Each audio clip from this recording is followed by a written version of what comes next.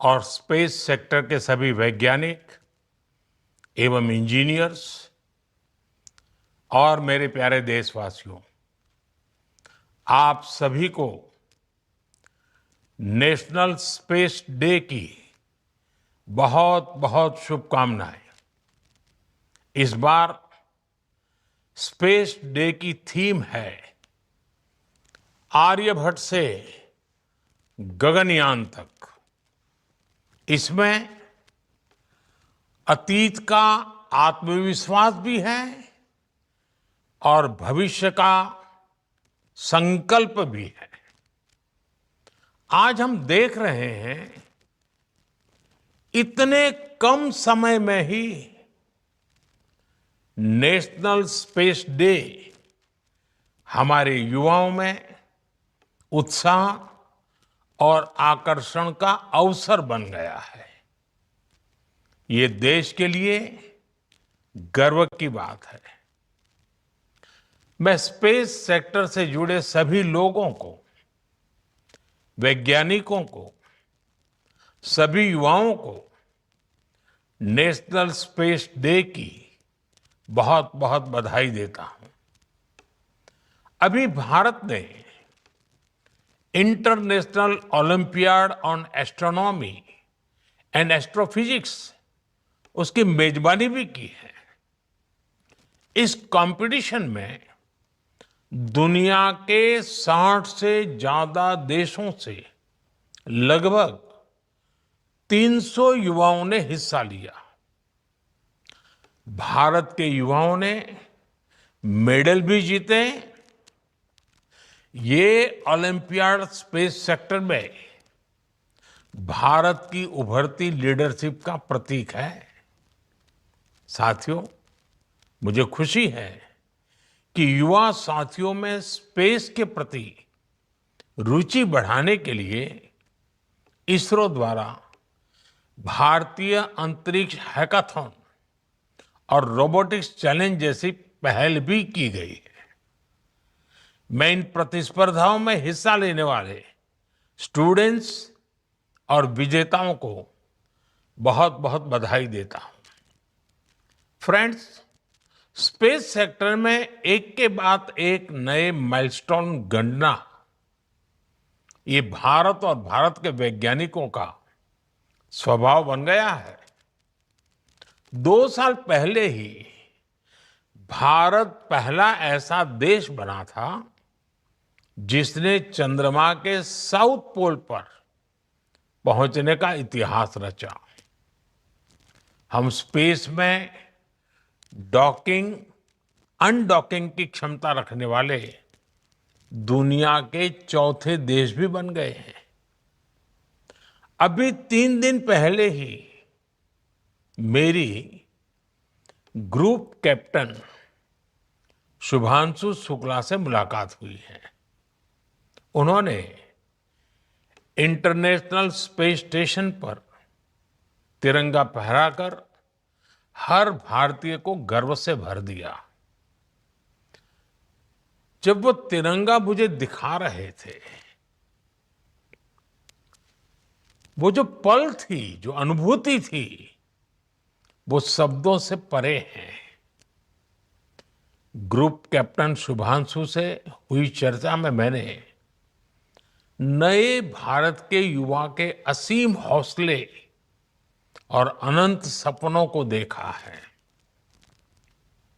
इन सपनों को आगे बढ़ाने के लिए हम भारत का एस्ट्रोनॉट पूल भी तैयार करने जा रहे हैं। मैं आज स्पेस डे पर अपने युवा साथियों को भारत के सपनों को उड़ान देने के लिए इस एस्ट्रोनॉट पूल से जुड़ने के लिए आमंत्रित करता हूं। साथियों, आज भारत सेमी क्रायोजेनिक इंजन और इलेक्ट्रिक प्रोपल्शन जैसी ब्रेक थ्रू टेक्नोलॉजी में तेजी से आगे बढ़ रहा है।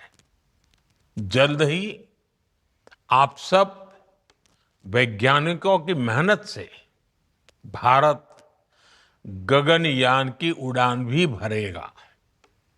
और आने वाले समय में भारत अपना स्पेस स्टेशन भी बनाएगा। अभी हम मून और मार्स तक पहुंचे हैं। अब हमें गहरे अंतरिक्ष में उन हिस्सों में भी झोंकना है जहां मानवता के भविष्य के लिए कई जरूरी रहस्य छिपे हैं। बियॉन्ड गैलेक्सीज लाइज अवर होराइजन।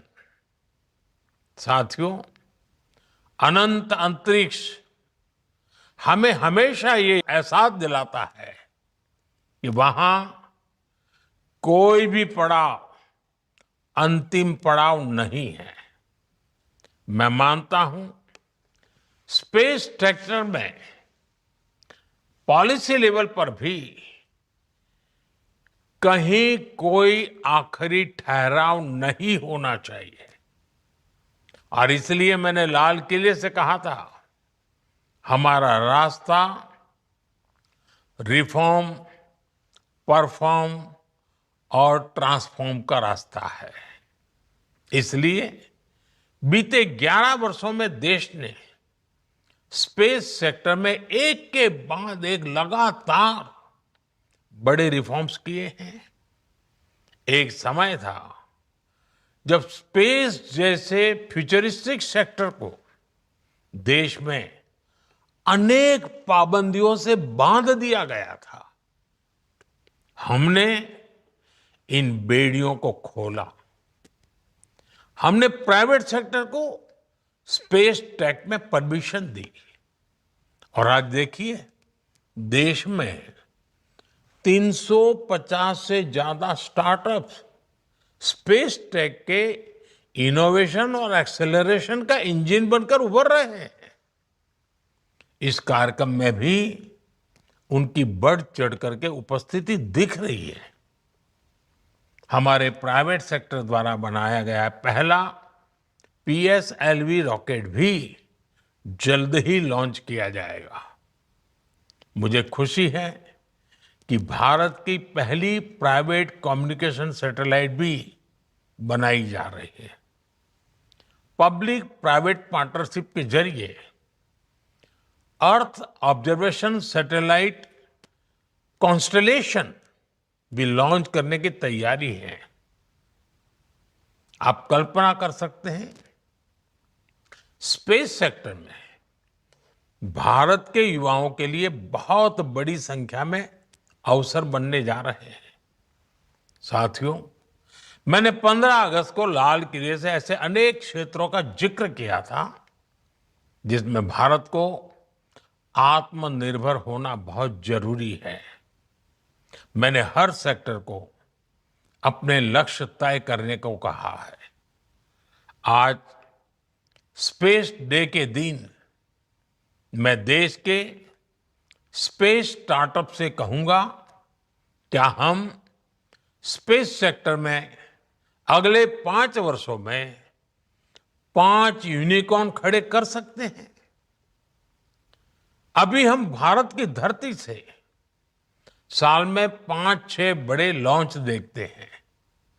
मैं चाहूंगा कि प्राइवेट सेक्टर आगे आए और अगले 5 साल में हम उस स्थिति में पहुंचे कि हर साल 50 रॉकेट लॉन्च कर पाए, हर सप्ताह एक। इसके लिए देश को जिन नेक्स्ट जन रिफॉर्म की जरूरत है वो करने का सरकार का इरादा भी है और इच्छा शक्ति भी है।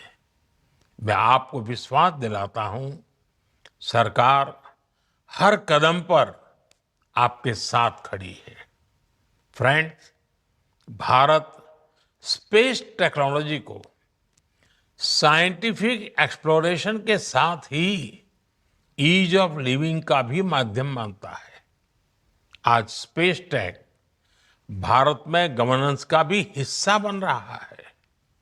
फसल बीमा योजना में सैटेलाइट बेस्ड आकलन हो, मछुआरों को सैटेलाइट से मिल रही जानकारी और सुरक्षा हो, डिजास्टर मैनेजमेंट हो या पीएम गति शक्ति नेशनल मास्टर प्लान में जियो स्पेशियल डेटा का इस्तेमाल हो। आज स्पेस में भारत की प्रगति सामान्य नागरिकों का जीवन आसान बना रही है।